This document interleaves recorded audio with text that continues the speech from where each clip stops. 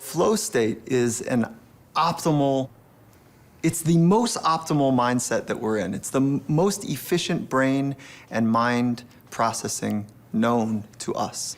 And when we drop into a flow state, we tend to almost have a magical experience. It's not magic, but there's a sense of awe that comes with it. There's a distortion of time. And when I speak to great athletes, people that are at the top of their game at what they do, most people report that it's somewhere between 10 to 15% of the time, which means that the majority of the time, even the best in the world, they're working. They're not dropped into this easy flow process where everything's proficient. They're working, and they're working really hard to try to bring their mind to a positive mindset. And that's where the real work is, because if you can hang out in a positive mind long enough, the idea is that you'll slip into no mind.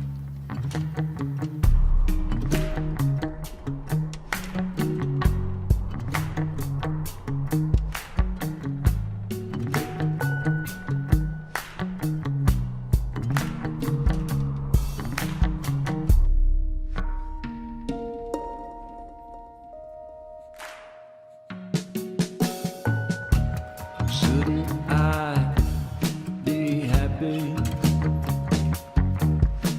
You carry me, my head in your hand. Now I see that I must be.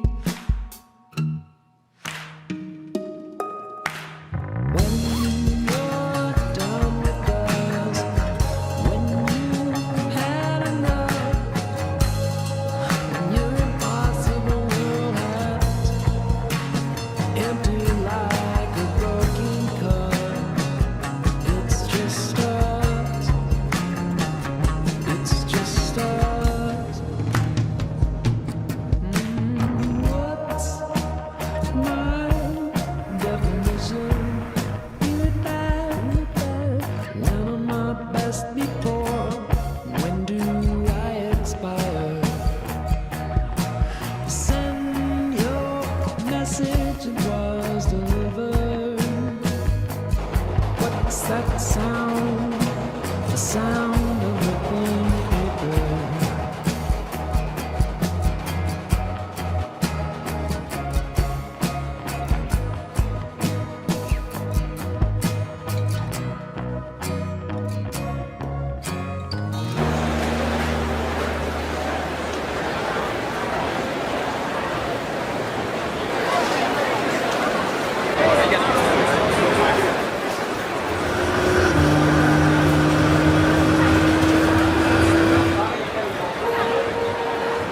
I think we play games for a lot of reasons. I think there's obviously a lot of psychology involved and just the basic reward mechanisms that you feel good when that dopamine comes in there and you have fun, you win. It's a way for us to win on a way that doesn't have a lot of risk involved, but we can really get that psychological thrill. And I think with Gran Turismo, it offers that sense, especially now where you can play online with other people, that you really sort of reaffirm the skills that you've refined and you say, well, I really am better than that other person. And it's a safe environment for us to test ourselves, I think, and to experience, to challenge ourselves and to experience what we're actually.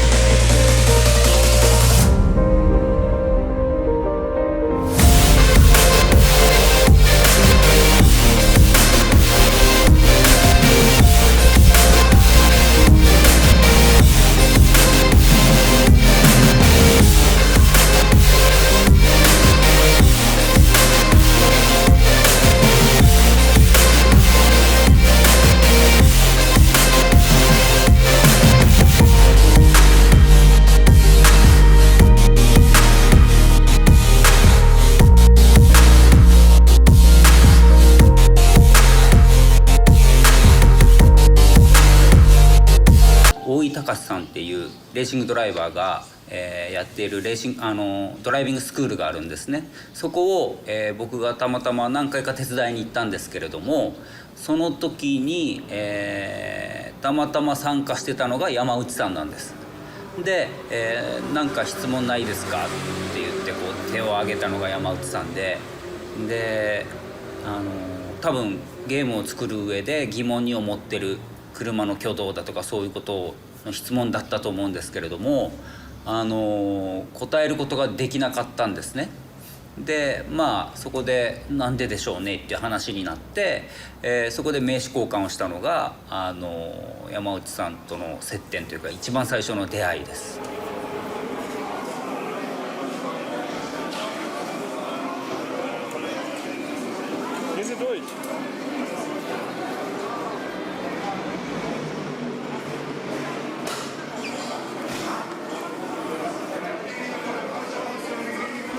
去年ですね、ニュルで、スタートラインに並ぶ時にみんなレーシングスーツを着ていこうって言って、レーシングスーツを着ようとしたんですね。したら僕のレーシングスーツないんですよ。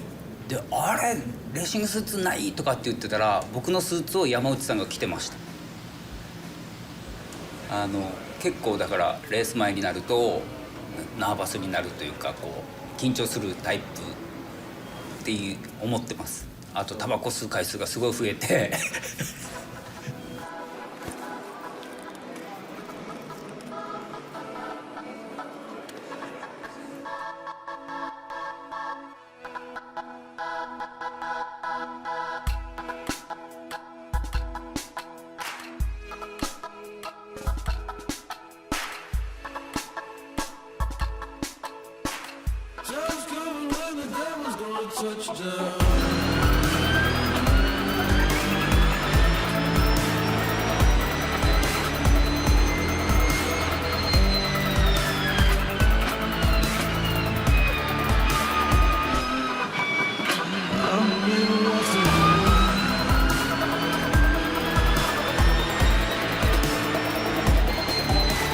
Meeting for the first time and hearing that he races, and not only races, wins. I mean, wins a lot. That's kind of incredible. He's a really good driver. I mean, I was surprised when I drove with him at Motegi that first time at Gran Turismo 2, and yeah, I just go, whoa, it's like, I get it now. Now I know why this game is so accurate and so representative of the real thing. The guy who created it, he knows how to drive.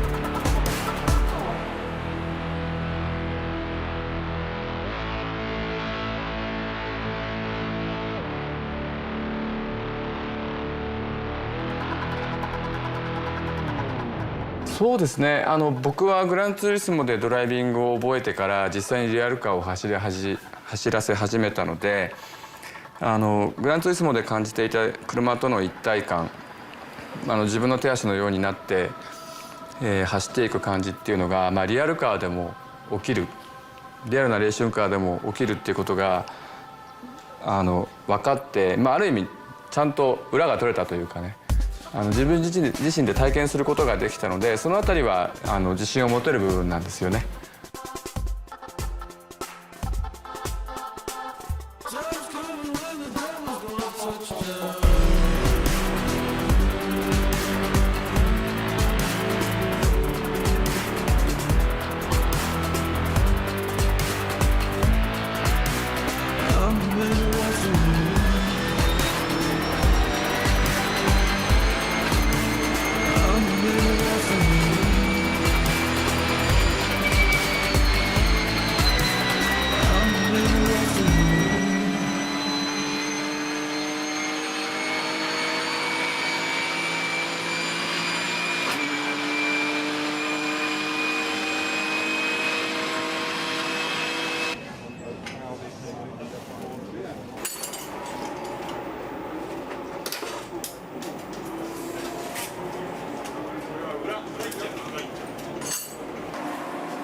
He races, which puts him at a different level, so he understands what he's doing. So it's not just simulating it, he actually has a reference point of what real racing is about. And when you have that reference point and you figure that that's going in the game.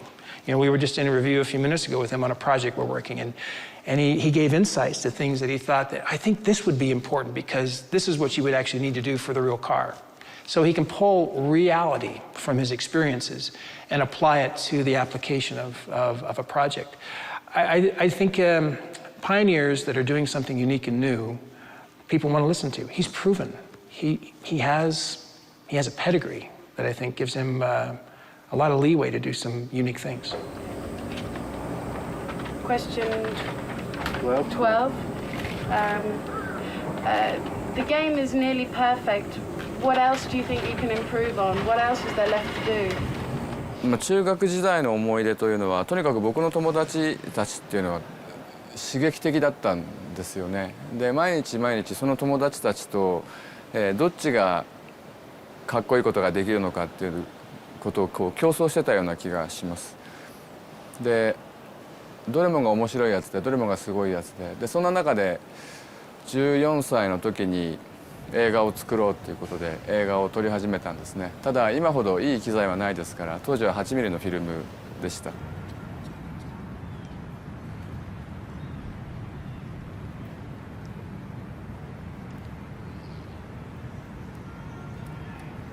僕はこんな小さな子供の頃から家中の壁には真っ白な画用紙が貼られていてで僕は好きな絵をそこに描くことができたんですね。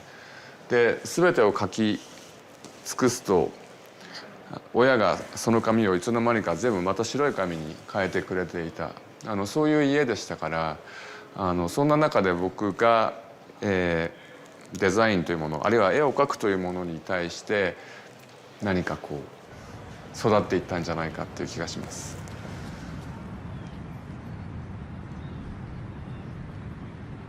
KAZ was joined Sony Music Entertainment Japan, which was the music company, and obviously, publishing and producing music. And Sony Music Japan at that time had a small video game group producing games for Nintendo and Sega systems.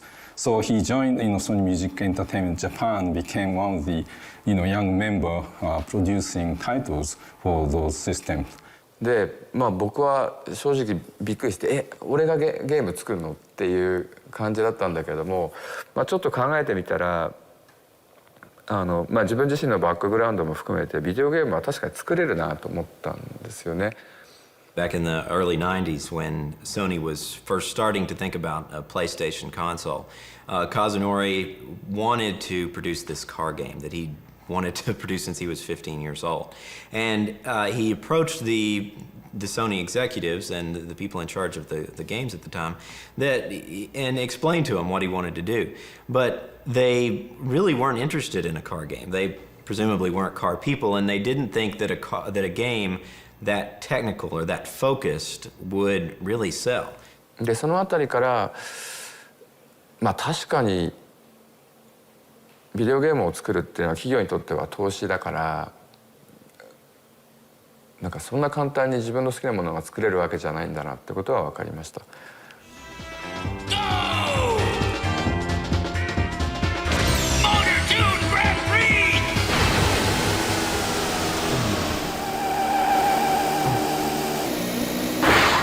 あるアイデアを思いついて、それは具体的には、別の装いを持ったビデオゲームでそれはその当時ヒットしていたビデオゲームのような装いを持ったビデオゲームの中にグランツーリスモを隠すっていうことだったんですね。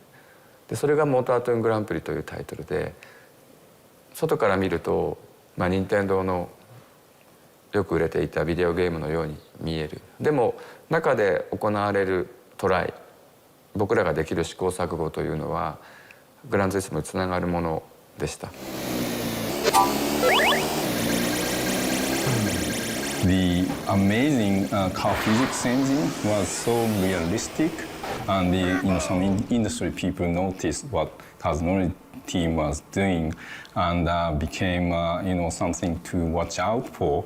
And of course, his team's third project was the Gran Turismo.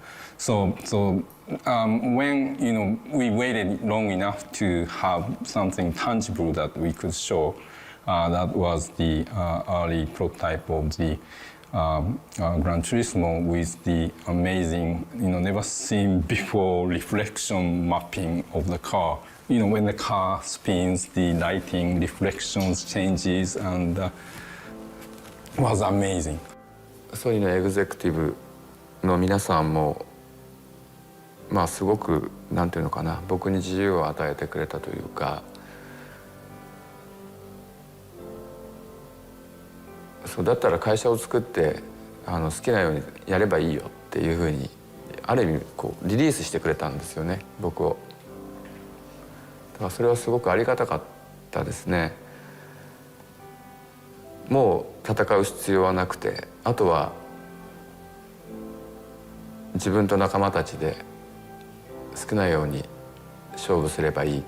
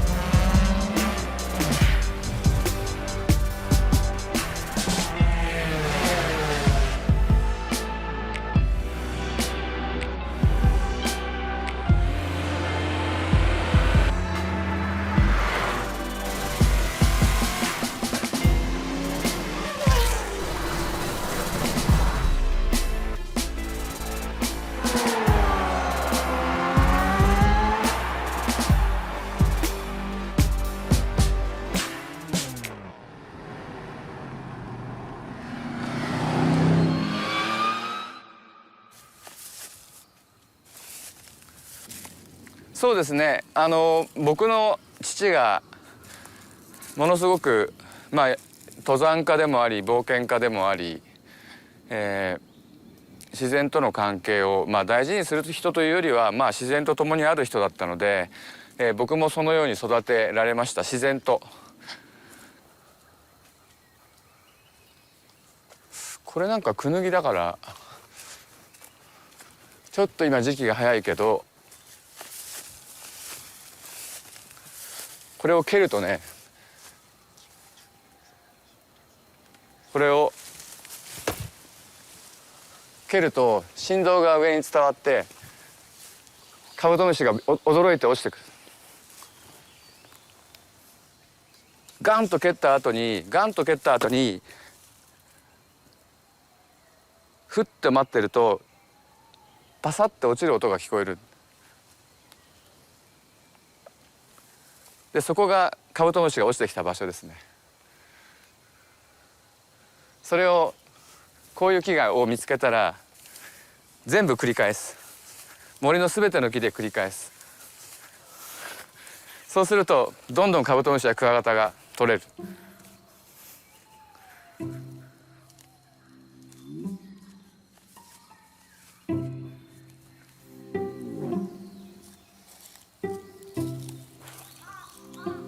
その昆虫を取るっていうのはまさにハンティングですよね。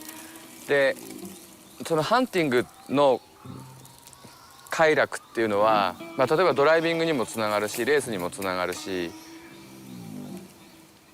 あるいはゲームを作る前にのデータキャプチャリング、撮影だとかそういうものにも全てつながっていますよね。全てはなんかこう男の狩猟本能というかそこにつながってくると思いますね。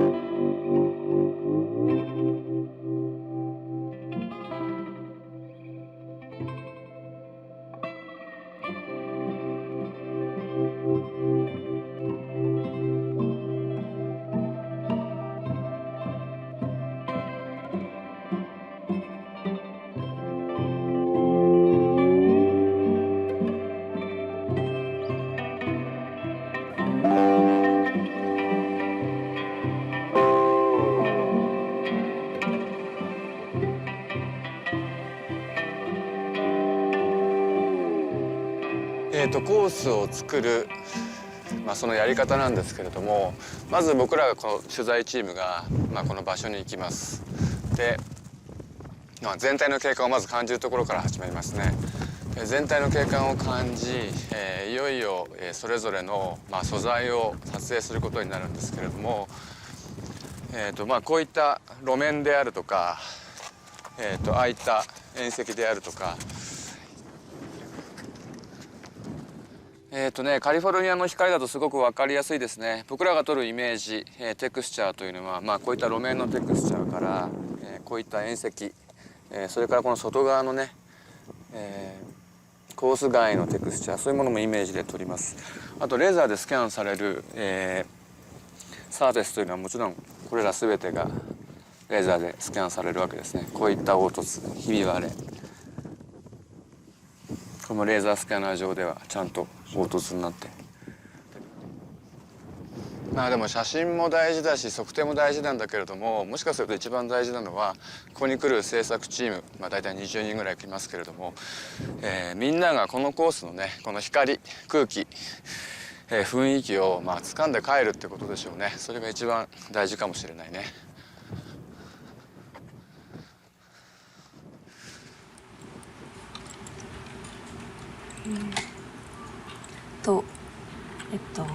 コロッセオの中なんですけど、実際はサーキットがコロッセオの外側を走るので中が見えることは決してないんですけれども、今後何が進化するかわからないので、実は中もちゃんと外ほどではないですが見られても大丈夫なぐらいちゃんと作られています。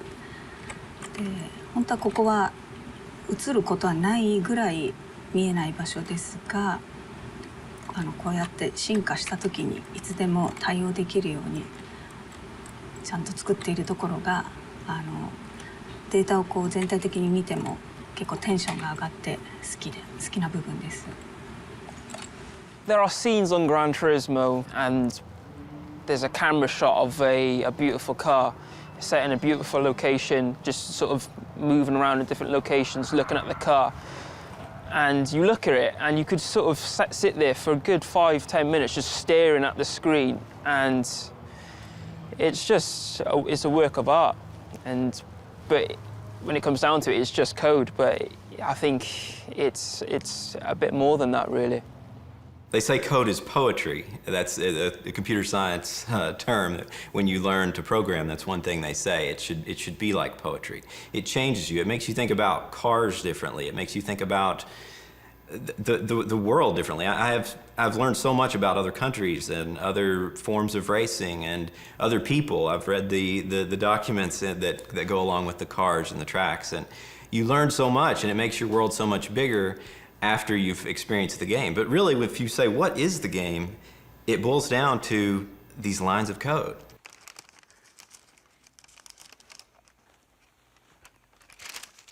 One of the interesting aspects of modern origami is that in many cases, you can't break it down into step-by-step processes like the traditional origami.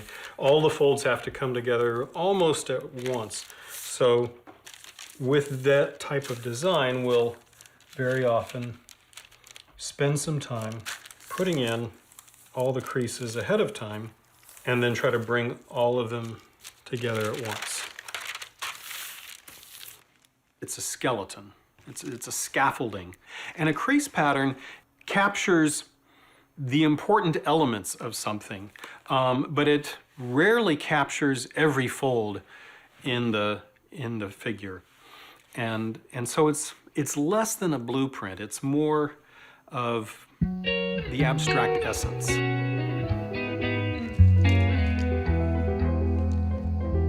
I need to get from the subject to a folded representation of the subject. And I can break that down into steps. And the first step is to figure out what are the elements of the subject that I want to replicate in the paper.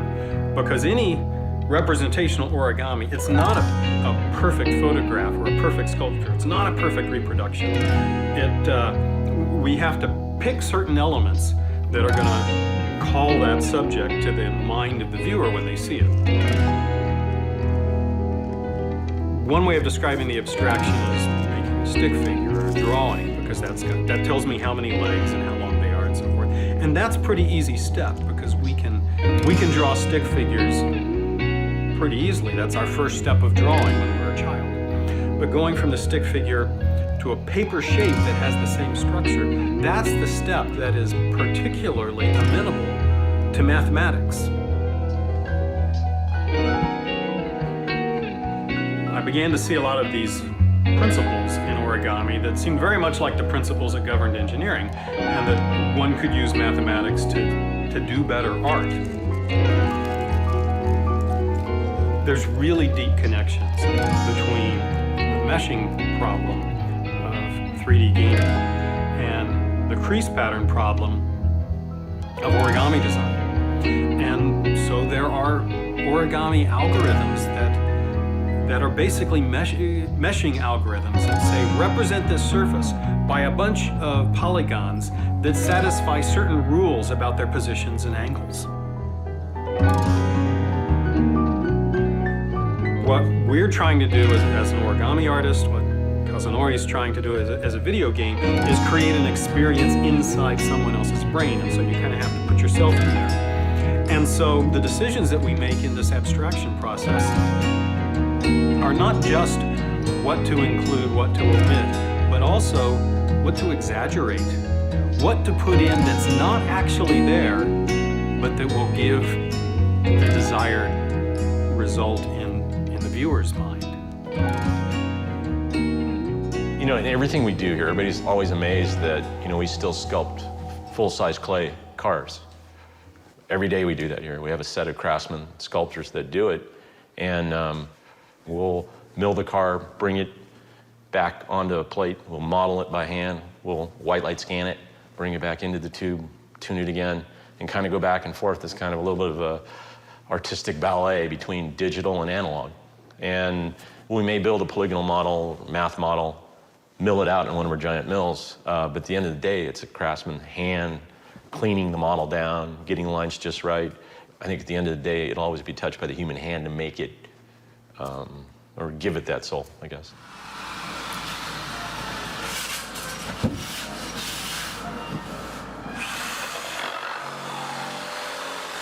I started working out of my mom's garage.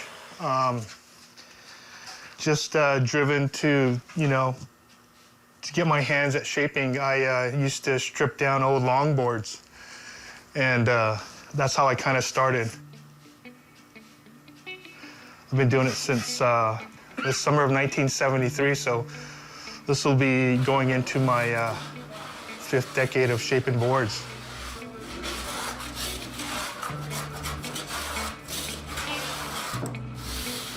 As a shaper, the holy grail is like when a customer brings a board to you and it's a magic board and he says, can you replicate this exact board? And so that eventually started down that CNC road and the accuracy, and then being able to obtain, empirical data that you could always go back to reference.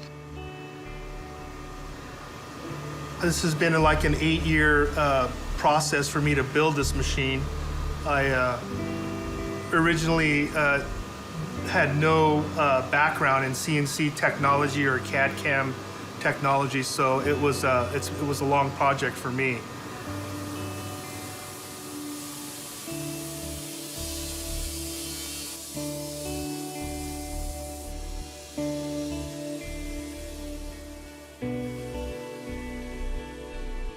What's common nowadays is they have the turnkey shaping machines that you could purchase, and you're basically writing programs in 2D.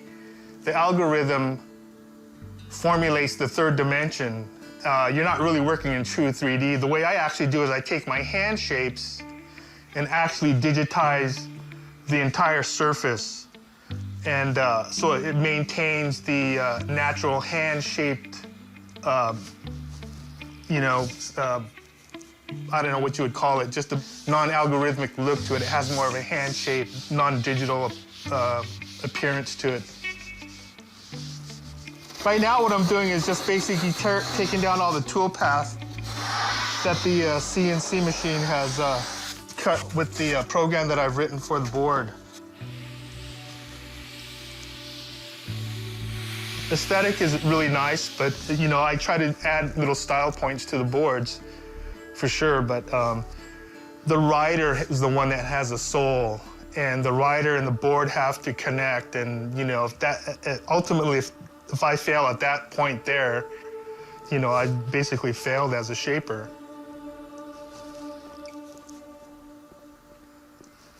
フィジックスエンジンというのは、車が車であるために必要なさまざまな振る舞いを行うためのなんていうのかなモデル、数式の塊、それを作る作業ですね。フィジックスエンジンを作るというのは。僕自身も20年間その車とは何かというテーマをずっと追いかけながら、勉強しながらグランツーリスモの最初のから今の6までずっと続けています。It really mimics real driving. It really explains understeer, oversteer. Not just explains, it demonstrates it. I mean, I could talk understeer, oversteer to someone here, at a restaurant or something, just randomly. They're not gonna know what the heck I'm talking about. But when I go to the game, these cars do that. 私たちは経験的にアクセルを踏めばまっすぐ走るし、ハンドルを切ればその方向に曲がっていくっていうのを経験的に知ってるんですけれども、そういう計算モデルにしなかったんですね。ドリフトってご存知ですか？あれをやってる間というのは、車は例えば左に旋回してるんですけれども、ハンドルは右なんですよね。でこれを計算モデルの上で倍分けを使って計算するのではなくて、全てを連続したその計算モデルの中で表現しようっていう。There's so many variables that are involved in terms of just the contact patch that the tire makes with the asphalt. The different types of conditions. Obviously in Gran Turismo there's snow and dirt and asphalt. And they also have to take into consideration the controllers. It's an engineering project that is Kazunori put it on par with the Apollo project.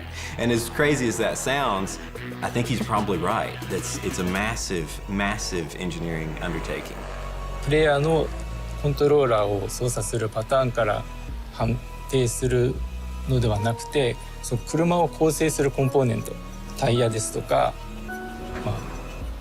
サスペンションのバネですとか、エンジン、そういったものの一個一個を地道にというか愚直にというか一つ一つ計算していくというアプローチを取るしかありませんでした。でその結果として車はまっすぐ走ってちゃんと曲がるようになった。要するに結果から逆算したシミュレーションというかプログラムを作るのではなく、そのプロセスを計算したという感じですね。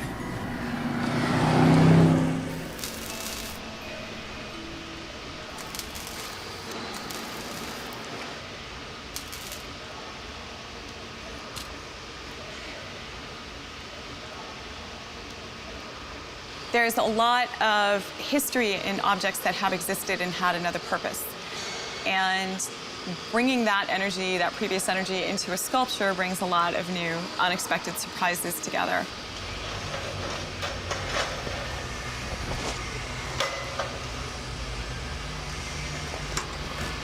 I did start drawing probably before I could talk as a child. It was really a very easy thing for me. And I remember my first studio space was actually the way back of the family station wagon, where my younger sister and I would sit with safety scissors and colored paper and crayons and all that, and that's how we went on our family trips.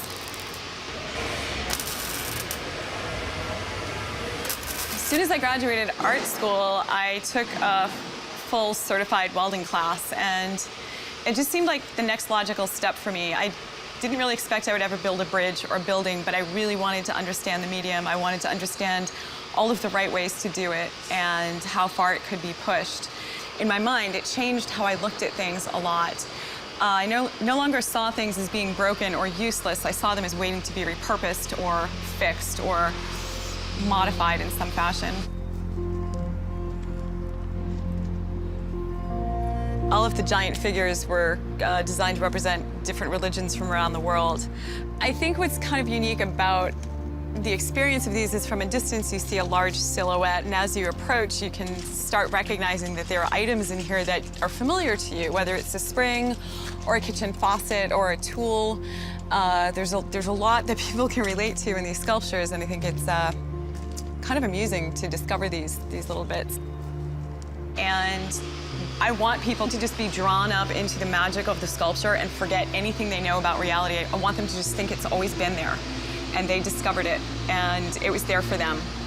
I think that really is the height of the artistic journey, is when a viewer is unaware that this has, 16 outriggers underneath the ground that are holding it up. They don't understand the engineering behind all of that, and they shouldn't. If I've done my job well, they don't even think about it.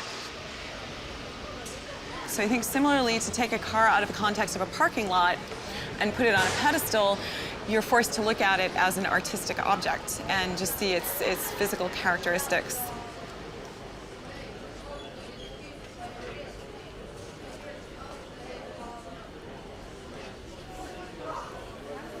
初めて免許を取って車に乗った瞬間の感動っていうのは忘れられないですね。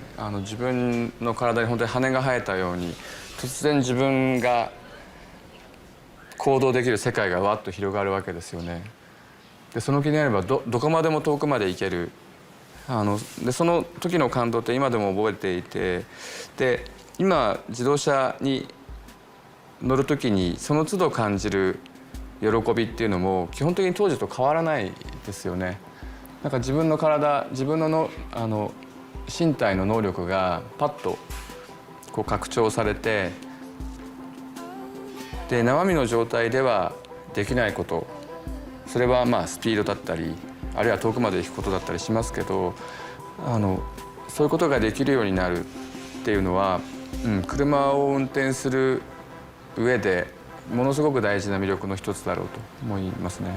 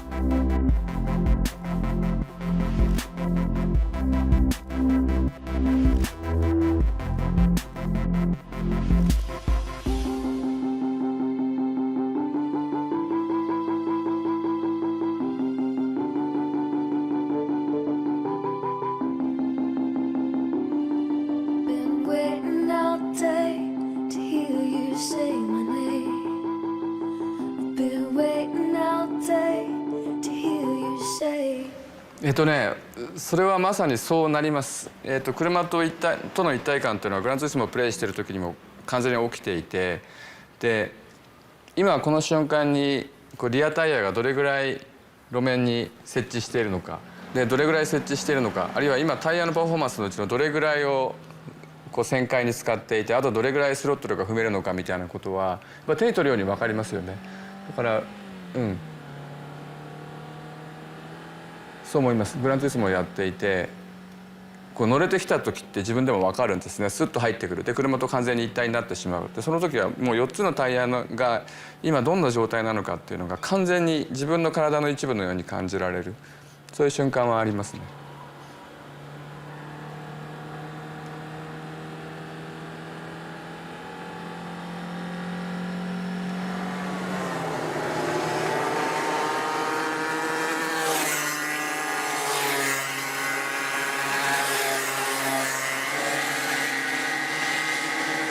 First got on this track, I'd say I was 5. I grew up here. This is where I started my racing career. Dave helped me tremendously, just learning how to drive and just get me to that next level to start my career. Let's go over some stuff real quickly though. On our board, remember our points of measurement. Say turning point. Turning point. Say apex. Apex. Release the car all the way to the exit. Release the car all the way to the exit. Right, release to the exit, and when we release to the exit, we get grip in the rear, right? Grip in the rear. Remember the whale's back I showed you? This is the whale's back. If you dive in too soon, it sends all your energy to the pit. We don't want to do that. We want to come in, sacrifice, touch, add, more, most. Sacrifice to be efficient, to be effective. What's effective? Fast. Momentum, carrying it uphill, right? All the way up. Let me have your helmet. Come here. Let's remember this. Watch, guys. Watch. 2 mechanisms. Watch what happens here. Watch. Feeding my chin, feed my hands. Feed my chin, feed my hands, right? Feed. That's going to prevent you from leaning, right? All the bite and grip comes from the outside tire. So we feed, right? Are you guys ready for your day? Yeah. Not a whole lot of sugar, tons of water. Yeah. Okay? So all Mitchell right. is 15 and he is a Red Bull athlete. They picked him up about 2 years ago, so he was the youngest in their arsenal of athletes. And he transitioned in from go-karts to off-road racing, trucks, to open wheel, and now global rallycross. So he's got about 10 years of driving experience, but he doesn't even have a legal driver's license yet. So it's pretty cool. I'm seriously thinking about doing an axle change. I think the car is loose. He said something about it being loose, but he said it was great. Then he said it was sticking, so it's the beauty of having a 7-year-old for your driver input. All right, front end's good. Cole, hand me the ratchet, son. I'm gonna change the rear width and put foot tires on. We only got about 3. Thank you, sir. We only have about 5 minutes to the heat race. So, how much do you have invested in that car? In the car itself or the entire program? Program? Embarrassed to say, but I do have my wife's buy-in, so I'm good. Upwards of 25 to 30 in terms of just capital cost, and then the operating expense becomes probably 1,000 to 1,200, barring no major incident. And with major incident, we can get into a couple thousand a weekend. I mean, I can't remember the go-karting cost. I do know that it does get expensive even at a young age because a lot of the fathers would show up with 9 different motors for their little kids' go-kart for a race. And, you know, how do you compete with that? We'd have 1 and maybe a tired backup motor. So that's what we did. And when he transitioned into off-road trucks, that got expensive. I mean, that was probably, we were probably sinking $70,000, $80,000 just for S-Series and a little off-road truck. You have repairs and practices and motor rebuilds. Now that he is going into the rallycross, I honestly couldn't tell you how much that's gonna cost. Look at my line, guys. Look at my line. Look what direction I'm headed. Come with me. Look at the direction. Turning point, Apex. Apex. What's an apex? Point of measurement. What's an apex? Point of measurement. What's an apex? Point of measurement. What's an apex? Point of measurement. Apex. Release. All right, guys, and we are ready to start. Please, go ahead. All right, we're doing a start.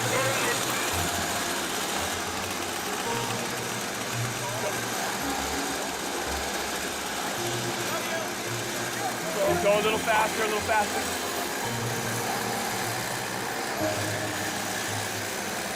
Go faster, faster, faster. Keep it going, keep it going, keep it going.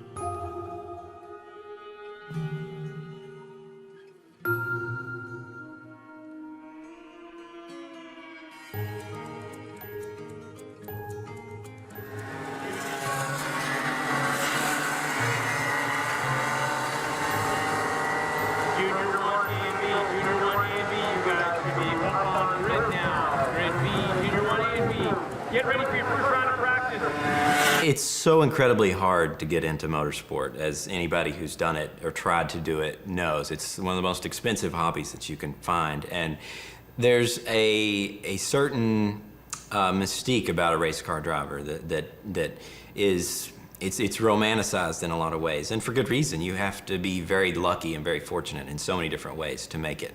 So to have something like Gran Turismo, where you can develop your skills in your living room, you can, for just a few $100s, there's a few games that can actually teach you something that applies that directly to a real world situation. Like the GT Academy, obviously, is a good example of that, where skills learned in the game have translated perfectly one-to-one with skills on the racetrack, the real racetrack. Being a race car driver has been my dream since I was a young boy. It would mean everything to be a part of the Nissan racing team. My passion is to drive cars, and this is my opportunity. To get that shot, to drive in front of people who matter. I'm Donnie Jones, host of GT Academy. 400,000 Gran Turismo 5 gamers entered a contest, hoping their skills in the game will transfer to the track. Only the 16 fastest will fight for the ultimate prize: the prestigious red helmet and a shot at becoming a professional race car driver for Nissan. These guys come, they've been racing on a game which is pure, which is, unless you're good, you can't go fast on that game. And we take them, and they've got no knowledge about what the world we're in, the world we're here at Silverstone. And we can then train them using the skills they've got from the game in the right way, so they haven't got any bad habits. We can teach them the right way to become racing drivers. Get ready. Go.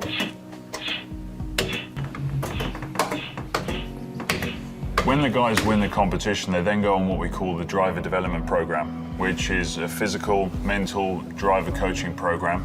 It's pretty intense, and they're going through physical exercise every day, mental coaching at least 2-3 times a week. They're on the simulator, looking at data, having driver coaching, as well as being out on the track in cars as well. So it's a pretty intense time that we work with them for 3 months to get them prepared and ready for their first race. You know when you're doing something right when there's lots of people moaning about it viciously, it means that you're doing something to upset the establishment, and that's what we've done. But as we've progressed, people have realised these guys are genuinely fast, young racing drivers, and they're faster than some of their peers, but they've only raced for 1, 2, 3 years, and yet they're to the level or above the level of kids that have been racing for 15 years. Well, for me, I have to say Le Mans, no? Le Mans, competing in Le Mans for the first time back in 2011 was very special, no? Dreaming to be in that race and obviously then finishing second in the podium with the pole position in qualifying was a really great weekend for me, and you know, it was a dream become true, no? A dream come true for me. And for Nissan and for the GT Academy story was amazing. No, first time, first try in Le Mans, bam, in the podium.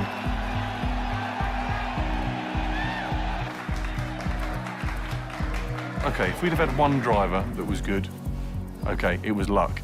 We've got a consistent group of drivers every year from different parts of the world that are really good racing drivers. This is not luck, this is genuinely, if you're a good gamer on Gran Turismo, we can make you into a good racing driver.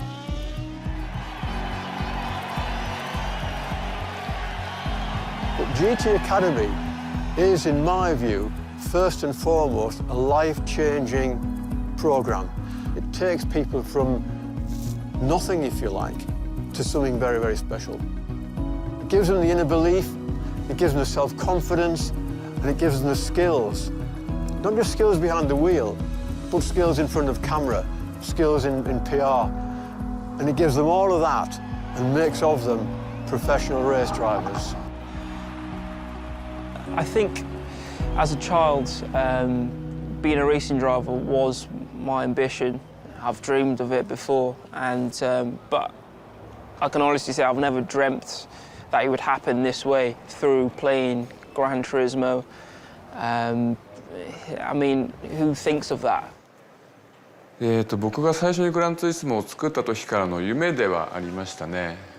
こういうゲームを作ることでいずれグランツーリスモからレーシングドライバーが生まれるんじゃないかっていう期待は最初からしてました。そういう意図もありました。でただそれはなかなか実現しなかった、あるいはまあそれに気づかなかったのかもしれませんけれども、それがようやく GT アカデミーみたいなプロジェクトを通じて、それを証明するような若い、プレイヤーが現れていった。想像はしてましたけれども、彼らが実際に人生が変わり、で本物のレースで活躍し、で僕の目の前にいるっていうことがやっぱりちょっと信じられないですね。 Every time we meet is great, no? For me, it's like a big mentor for me. Every time I have meetings or chats or competing with him in Nürburgring 24 hours, it's a special moment, no? Obviously, every time I see him, I try to, you know, to spend most of the time with him, learning from him, and obviously is the creator of Gran Turismo, no? The simulator which make me a professional racing driver. So I have to, you know, I have to thank him everything. That's why I'm here today, and I don't know what to say. で同時に思うのはルーカスにしても、ヤンにしてもそうなんだけれども、彼らが何かをこうアチーブしてってほしいとかっていう願いよりもね、僕は彼らが今後多分いろんな困難に直面するでしょう。でそれを僕はねやっぱりサポートしたいですよね。サポートし続けたいと思ってますね。The awareness that in this arc towards high performance, towards mastery, that there's a dark side or there's real challenges to the spirit and to the psychology and to relationships, that insight typically comes from somebody who's been down that path.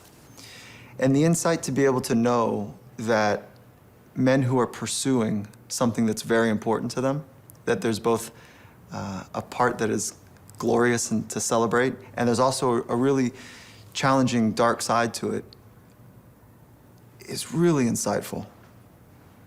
And if we're not careful, we can set people up for the ride and not take care of the other side of it. And to have that insight, to be able to support and challenge and provide opportunity, that's noble.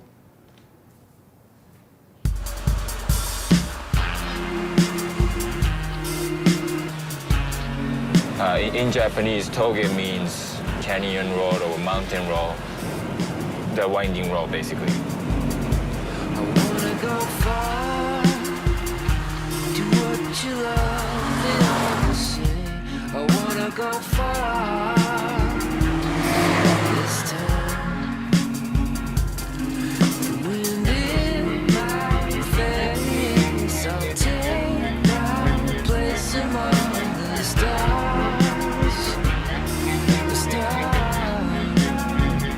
We just went through the tunnel, and which was actually the starting point of my favorite toge road near my hometown. This is basically the place I learned how to drive.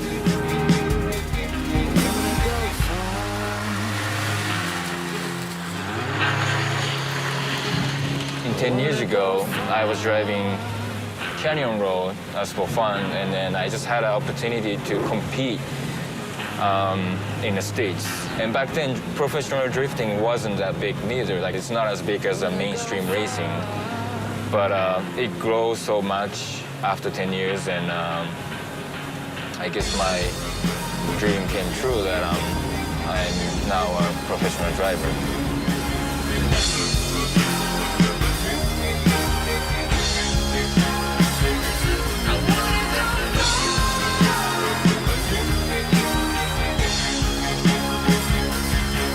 It's not like driving purely for fun. I have to beat other people, and I have a lot of sponsors, so I have to do well, stuff like that.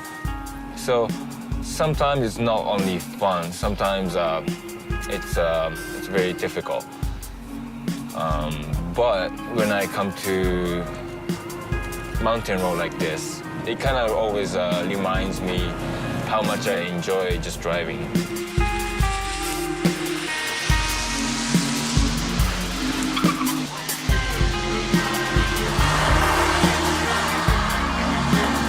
My goal, past 10 years, to win the championship of my Formula D career, and then I achieved that goal 2 years ago, 2011. Now, another thing that I want to achieve is to have my car in the Gran Turismo, because Kazunori and all the other guys in Gran Turismo really picky about what kind of car they want to have the game. So if one of my race car be in the game, that means I'm one of the good ones.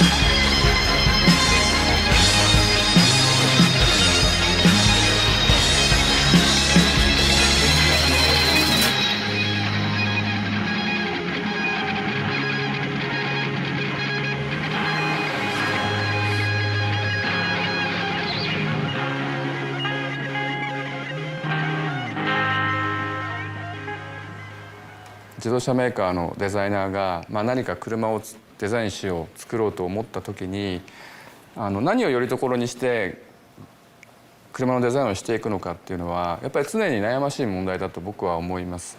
何だっていいっていう状態からデザインっていうのはできないので、過去にこういう名車があった、ああいう名車があった、こういう歴史があったっていうことを参照しながらそれに例えば、5%、10% のオリジナリティを加えて新しいものを創造していくっていうのは僕はすごく自然なプロセスだと思うんですね。だから今それが世界中で起きているというのはデザインっていう観点から言うとすごく自然なことだし車のデザインというのはそうあるべきだと思いますね。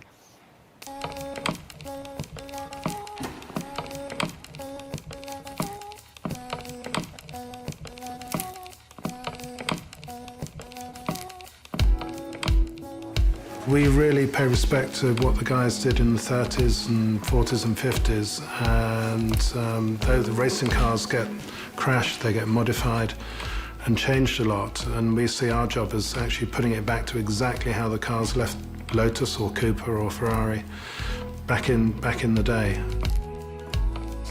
We study pictures, we get chassis drawings. The guys would just go to endless lengths to get something right. No, it is attention to detail and maybe a little bit obsessive.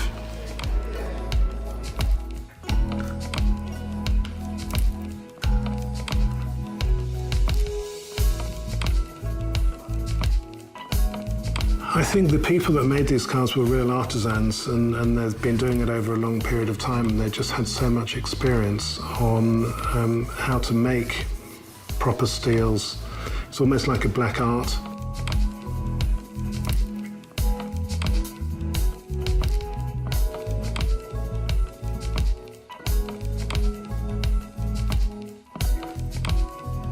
やっぱり基本だと思うんですね。で、もともと車って要は手作りだった時代があって、でそれから現在に至ってるんですけれども、全てが、機械化されていて、なんか無機質な、家電みたいな車になってきてるんですけれども、せっかくなんて言うんでしょう、その手で物を作るっていう技術がどんどんなくなっていってるんですね。だから、もう一回それを見直して、機械ではできないようなものを、味があるものっていいますか、ハンドメイドの味があるものを、要は機械化でされて作られた車と融合させてよりいいものに。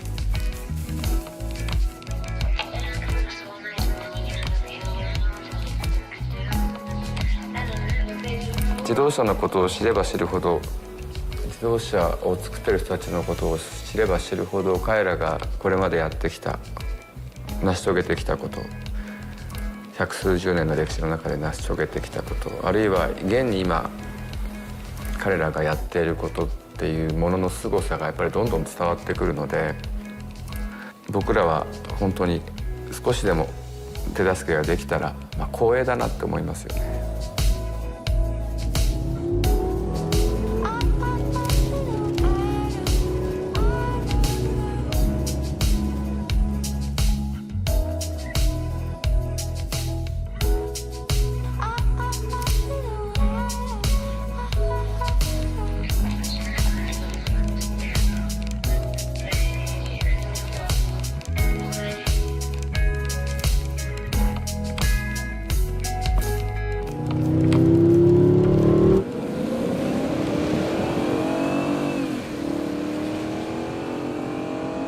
Car design has as much about emotion and psychology as it does about hardware and real engineering.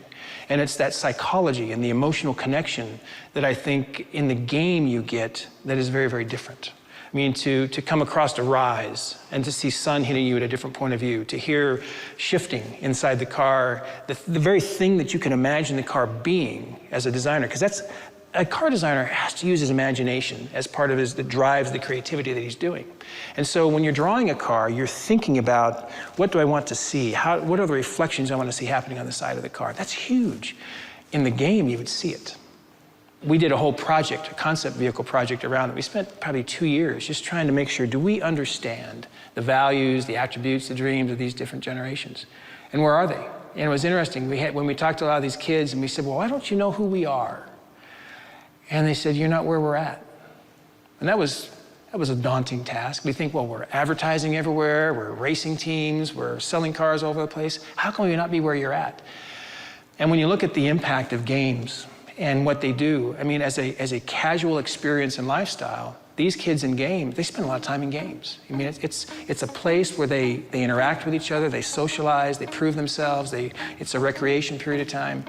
And so we thought, well, we're not really there. So please welcome the president of Polyphony Digital and professional race car driver, Kazunori Yamauchi.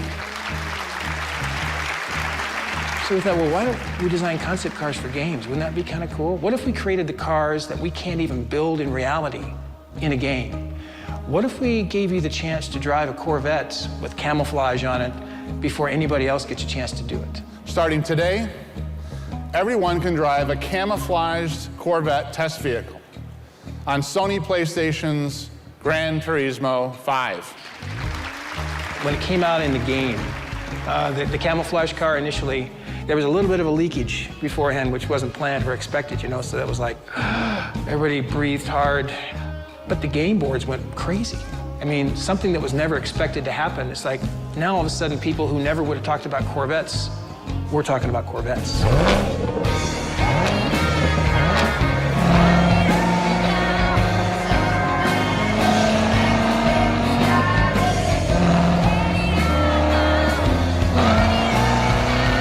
Simulators for Kazunori and the guys here in this studio, and we had them on the ground at the Detroit show in January.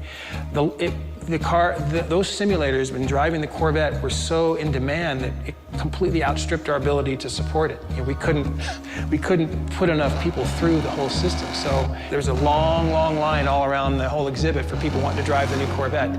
So I think we've had to adjust and kind of move things on the fly because the response among the gaming community has been so profound and so significant.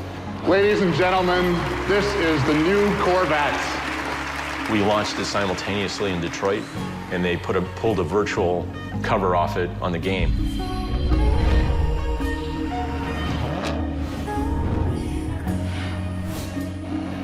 Kazunori is very emotional about this. This is very personal to him. He needs to see the vehicle. He spent time in Detroit to go through the whole program with us, and you know, he says, yes, this will go, we'll put this in the game. So it's not just anybody can build a car and throw it in the game and it's good to go. I believe their sense of, as enthusiasts, that they only want the best. So it was the right car, right time.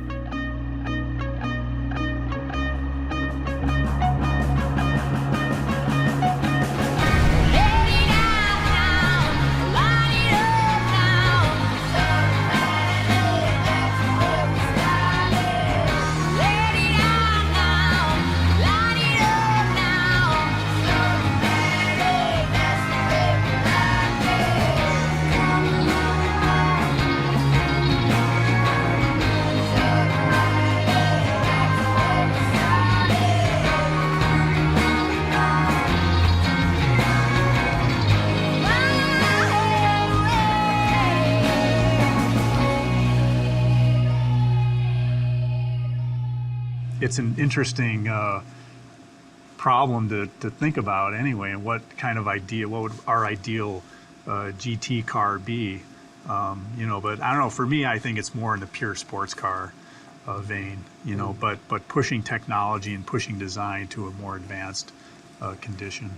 各自動車メーカーの皆さんと一緒にそれぞれの自動車メーカーの考えるグランツーリスモスポーツカー Some companies, they really celebrate their history and their heritage. We, Toyota, we tend to be looking more ahead, more down the road than behind us. So maybe there's something just in the spirit of our company, and you know, trying to innovate. We're always trying to innovate and challenge. So I think there's some mindset that way. 僕らがそこに関わることで新しい車がこの世の中に生まれる。でそれはきっと素敵なスポーツカーになる。そんなことを今進めてるんですよね。Ultimately, we all want to make these cars, you know, and you dream about them, and I think technology today, you know, along with Gran Turismo, is like you could bring that closer to reality a lot quicker, you know, for us as designers as well, and for I think consumers as well. So it's like making the dream reality, really. you know. まあでも新しい車を作る話っていうのはいくらでもアイデアが出てくるから。Yeah, but we're talking about making new cars. There's just ideas never stop. 自動車っていうものが、まあ、もっと魅力的なものに進化していく上で、なんかほんの少しでも僕らが力になれたら、手助けできたら、まあそんな幸せなことはないと思ってますね。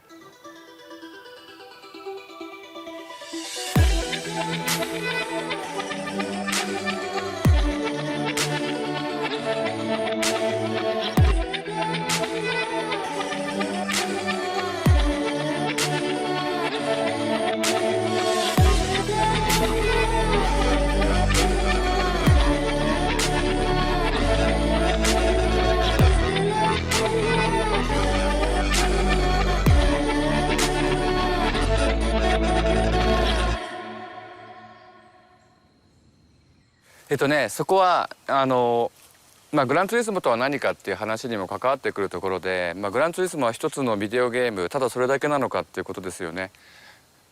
僕は常々言ってきたんだけれども、グランツーリスモっていうのは一つのビデオゲームなんだけれども、同時に何かの運動だと思っていて、グランツーリスモという運動だと思っていて、でその運動の過程が全てプレイヤーのもとに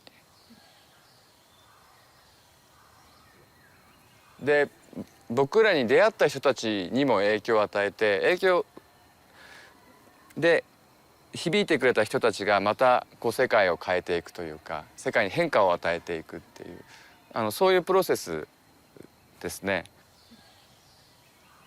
だからムーブメント、運動、グランツーリスモは運動なんだっていう時の運動っていうのはそういう意味ですよね。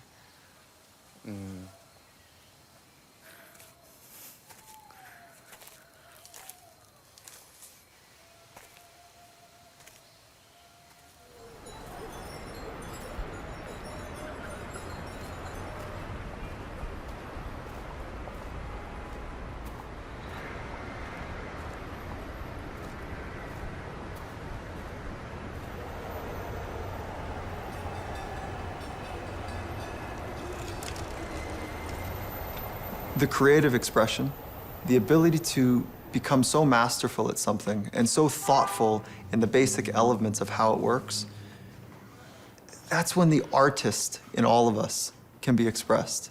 Whether that's in a car, whether that's with a canvas, whether that's in a relationship or conversation, there's a creative process to be able to be fully here now.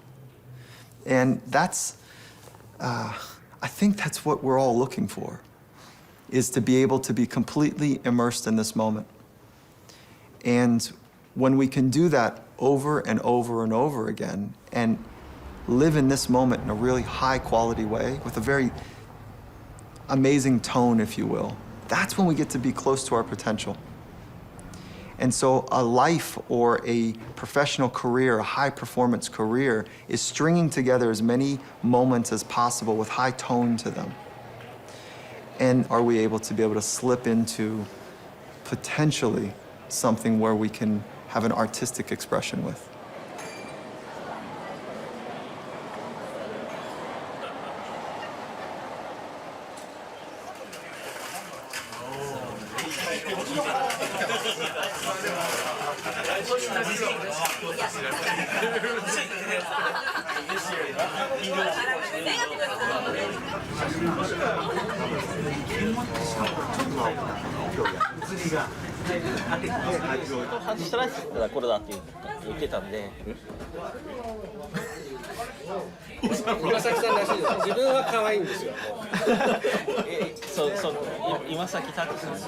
He drew himself really cute.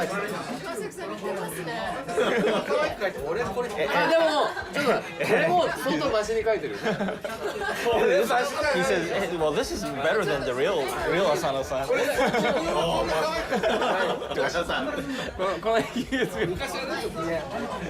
He had some stubble back then. 写真を1枚撮らせていただいたので。天使ですから。いただきます。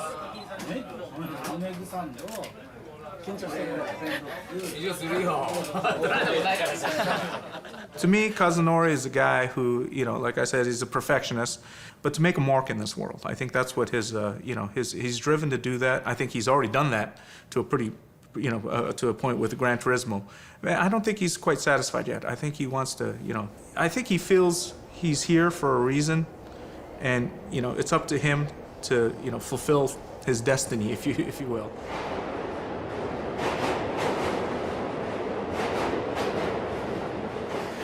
Do you remember where you were December 23rd, 97? 僕もヨドバシカメラとかビッグカメラとかそういう大きなビデオゲームの量販店に行きましたね。で信じられないような長い列がそこにはあって、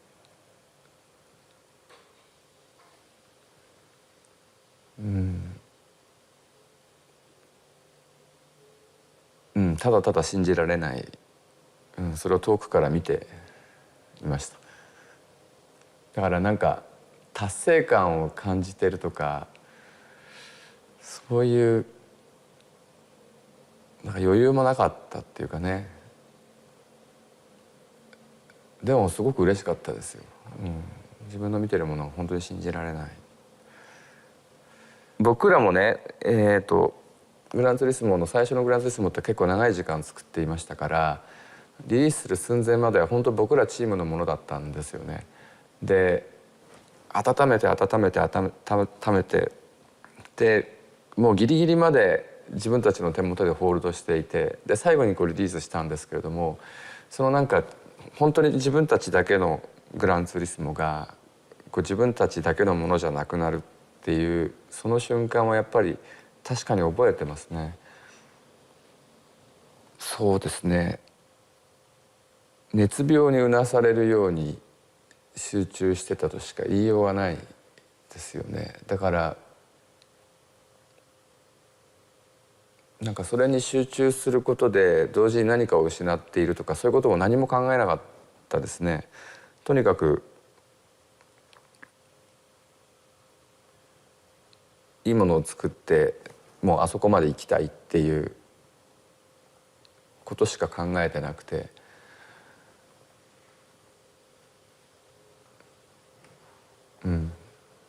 本当それだけですね。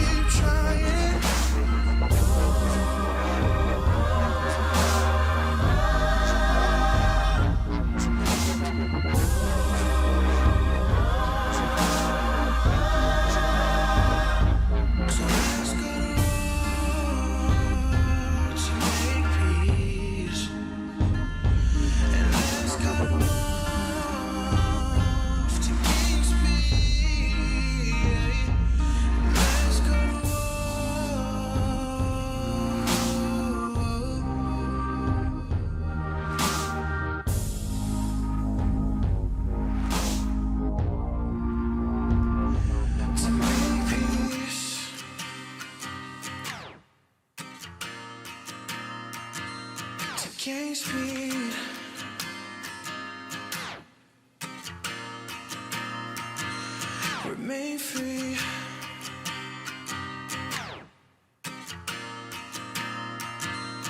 Take lead.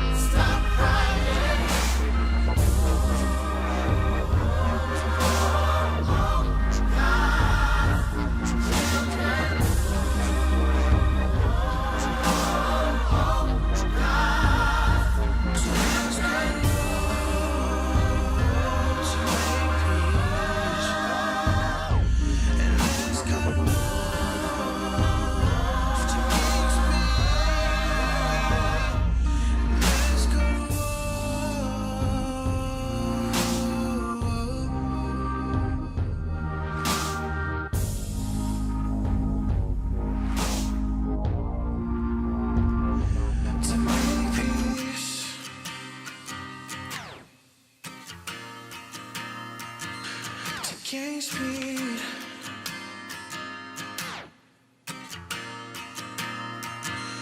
Remain free.